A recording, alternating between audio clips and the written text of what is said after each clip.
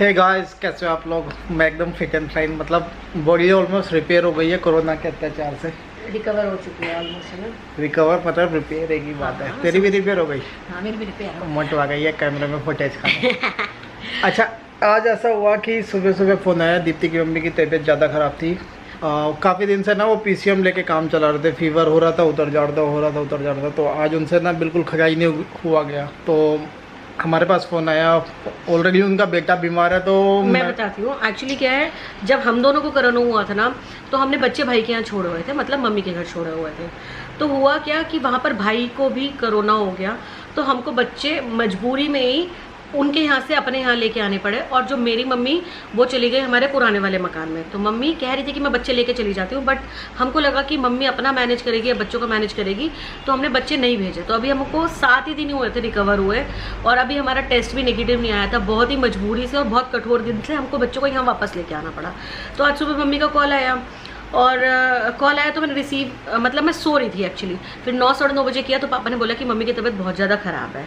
तो फिर मैंने कहा कि ठीक है, अभी क्या कर सकते हैं, भाई ऑलरेडी कोरोना में है। तो फिर मैंने दीपक को बोला कि तुम लेके जाओ मम्मी को, टेस्ट कराओ। अब बताओ आगे की बात। आगे की बात यह है कि बैटरी ऑलमोस्ट फिनिश हो गई। पहले मैं बैटरी लेके आता हूँ, मिलता हूँ ब्रेक के बाद। पहले मैं क्या डॉक्टर के पास मतलब टोकन ले लेता हूँ, क्योंकि उस डॉक्टर के पास ना काफ़ी ज़्यादा लाइन लगती है। तो फिर टोकन लेके मैं चला गया उनको लेने संत नगर। हमारा टोकन का नंबर मिला मेरे को 5।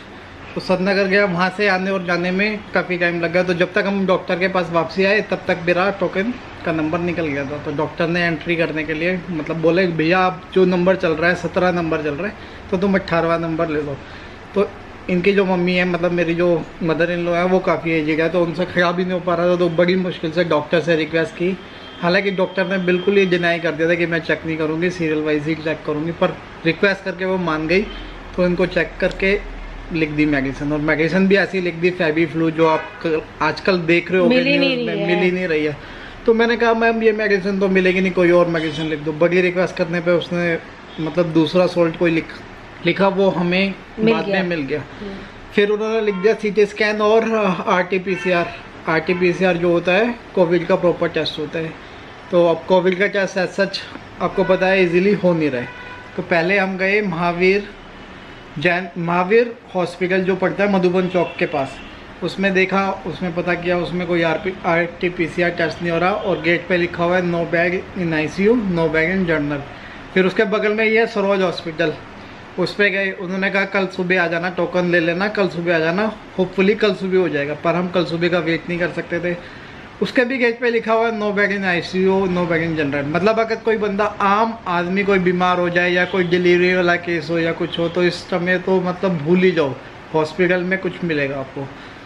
फिर मैं वहाँ से दीप्ति ने एक बंदे का नंबर लिया जो था वजीराबाद में। एक्चुअली लकीली आज मैंने ना सुबह जसडल पे कॉल किया। जसडल पे कॉल होने के बाद ना 2-3 डॉक्टर्स के कॉल आ गए, उनसे मेरी नॉर्मल बात हुई थी। डॉक्टर ने मुझे 1-2 नंबर रिकमेंड किए, उन पे मैंने बात कर ली, और वो नंबर मैंने भाई को फॉरवर्ड कर दिया कि एक बार तू बात कर ले। हालांकि उस बंदे से मेरी बात हो गई थी, ही वॉज रेडी कि वो आके भी कर सकता है कोविड टेस्ट, और उसकी जगह पे भी जाके हम करा सकते हैं। बट पंगा ये हो रहा है कि अगर हम उनके आने का वेट करते हैं तो सुबह से शाम और शाम से नेक्स्ट डे हो जाता है, बंदे नहीं पहुँच पाते।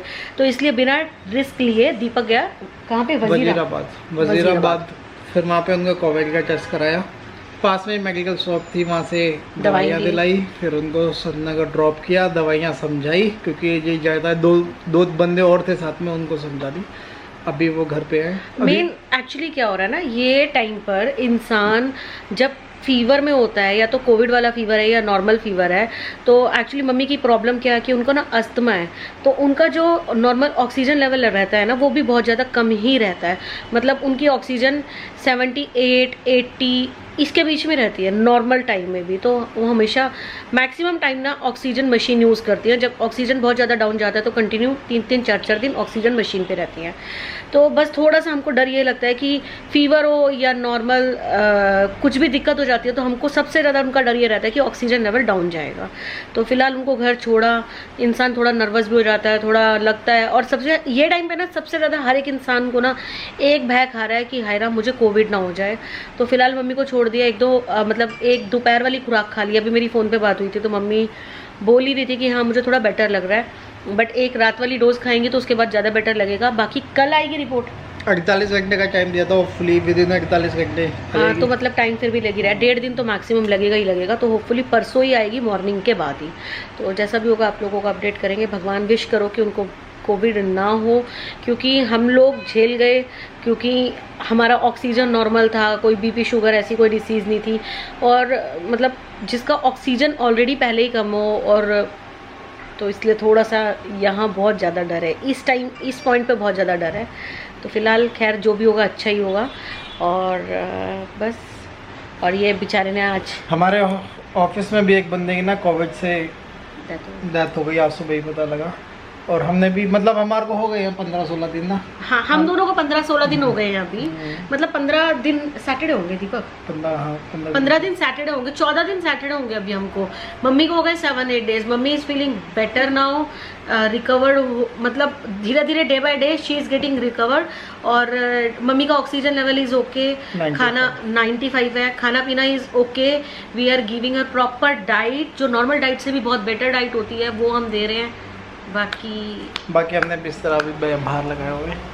बाकी हम लोग तो अभी ऐसा लगता है कि हम अपने घर से बाहर पड़े हुए हैं, बट कहीं ना कहीं चीज़ों में भी ना अच्छा ही निकल जाती है। मतलब मुझे एक गद्दे पे रहना ना 4-6 दिन से इतना अच्छा लग रहा है ना, तो अब हमने डिसाइड किया कि यार भैया एक गद्दा नीचे ज़मीन पे ज़रूर रखेंगे, क्योंकि नीचे बैठने पे ना एक बहुत सही लगता है। हमेशा सोफे पे रहो या बेड पे रहो घर के अंदर, जब भी होता है नीचे पड़े रहते हैं ना, बहुत सही लगता है। तो इस गद्दे को अब हम बाहर नहीं निकालने वाले। शाम के बज गए 5, बच्चे हमारे सो रहे हैं, शांति है थोड़ी सी। और ये पता नहीं क्या छील रही थी, इसने अपनी उंगली छील दी है, दर्द हो रहा है। एक्चुअली ना मेरे साथ ना पंगा है किचन में, जब भी मैं घुसती हूँ। देखो 3-4 दिन पहले ये वाला कट लगा था, पता नहीं दिख रहा है नहीं दिख रहा कैमरे पे, यार दिख जाए यार, ये देखो ये वाला है ना, अब ये वाला लग गया है। मतलब एक ये है ना कि मैं थोड़ा स्पीड में काम करने की कोशिश करती हूँ, एक पैर यहाँ एक पैर वहाँ, तो उसमें ना कभी चक्कू लग जाएगा, कभी सामान गिर जाएगा।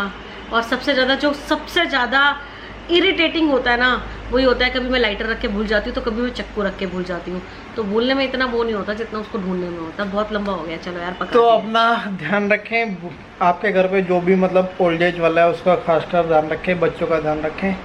और होपफुली कल से रेगुलर वीडियोस क्योंकि अब हम रिपेयर, हमारी बॉडी, मेरी तो रिपेयर हो गई है, मेरे को पूरा लग रहा है। हालांकि रिपेयर तो होएगी, 6-6 घंटे सो लेगा।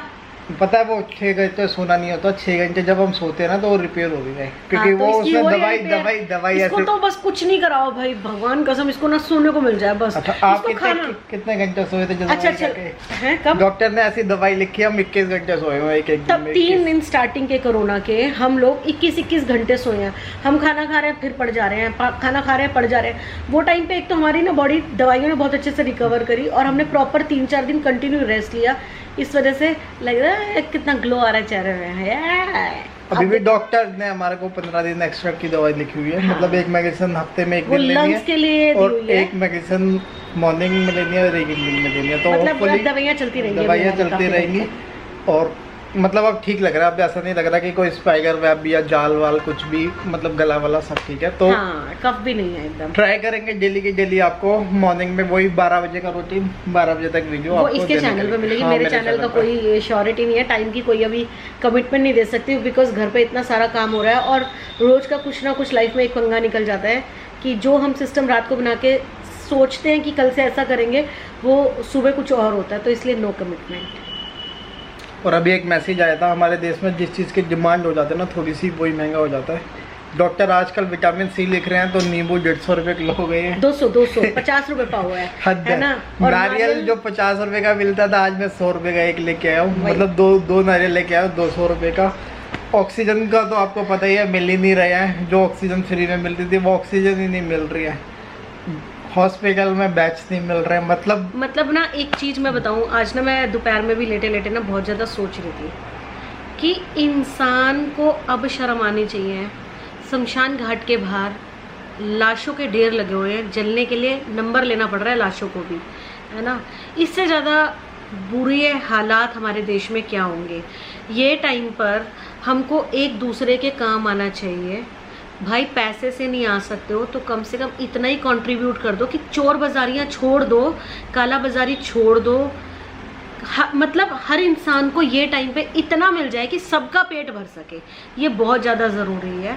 ये मत सोचो कि सिर्फ मैं ही अपना पेट भर लूँ, ये टाइम बहुत ज़्यादा कमाने का है।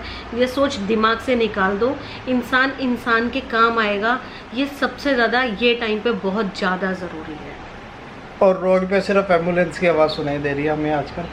जो मेडिसिन 1500 या 1800 की मिलती थी वो मेडिसिन 35,000 की मिल रही है। हद है। कल मैं एक न्यूज़ में देख रही थी ना कि यही हो रहा था कि अमीर की जान बच सकती है, चांसेस हैं, गरीब की बचने के चांसेस कम है।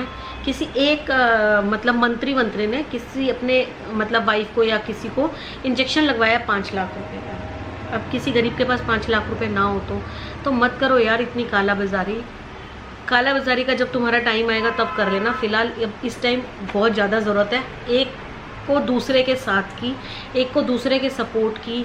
आप फाइनेंशियली नहीं कर सकते हो, मॉरल सपोर्ट करो, ये काला बाजारियाँ बंद कर दो। और मैंने तो सोच लिया मैं अपना प्लाज्मा डोनेट कर दूंगा। हाँ मैं भी प्लाज्मा अपना बिल्कुल रिपेयर होने के प्रॉपर बाद डॉक्टर से कंसल्ट करके हम दोनों अपना प्लाज्मा डोनेट कर देंगे। यस, चलो मिलते हैं कल सुबह। कैसे मिलेंगे? अभी मोमोज बनने हैं मेरे। तो ये तो मेरी वीडियो में जाएगा। ये तेरी वीडियो में नहीं जाएगा, ये मेरा कंटेंट इतना सारा मेरी वीडियो में जाएगा। नहीं। ये मैंने मेरा आइडिया था कि मैं खड़ा होकर बोलो ये ऐसा ही होता, जो भी अच्छा होता है ना ये मेरा सब कुछ चुरा लेते हैं। भाई साहब ये मेरी वीडियो जाएगा। कृपया करके दीपक राघव पर ट्यून करें और दीपक राघव पे देखें कल सुबह 12 बजे। बाकी और इसकी बात मत सुनना, ये कल सुबह